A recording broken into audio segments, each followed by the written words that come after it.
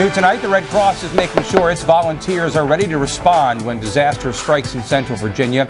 In the wake of last month's earthquake, the nonprofit is putting on a week-long training for disaster services at its Charlottesville headquarters on Rose Hill Drive. The course prepares volunteers to work at shelters and respond to floods, fires, and quakes.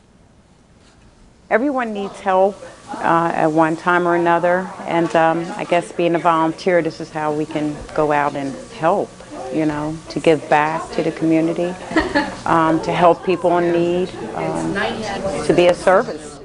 The Red Cross started up these more intensive training sessions so volunteers can be ready to respond after just 5 days of work in the classroom.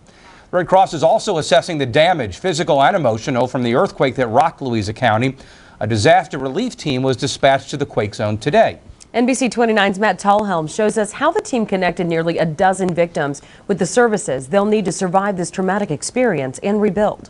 But since then, we found out that the third chimney is going to happen. A Red Cross volunteer finds Kathy and Cheryl Bennett's home on Louisa County's tally of earthquake damages. I'm tired of all the shaking, to tell you the truth. The quake cracked walls inside their 95-year-old mineral home and collapsed a ceiling. It came down totally. Bricks from the Bennett family's 2 crumbled chimneys now just littered the ground here in front of their house. They are left with an estimated $30,000 worth of damages and trying to figure out a way to pay to fix this all up. Before winter cold moves in. So we're not going to be able to use our wood stove until we get something done with the chimney, and it's going to cost us some. That's where the Central Virginia Red Cross is helping out. Volunteers set up a disaster relief service center Monday to help victims rebuild and recover. They're so traumatized by the event that they need a shoulder, a support. The organization is offering mental health counseling and connecting victims to services available to them. And damage assessment teams are going door to door to total up the losses. They're interested in finding out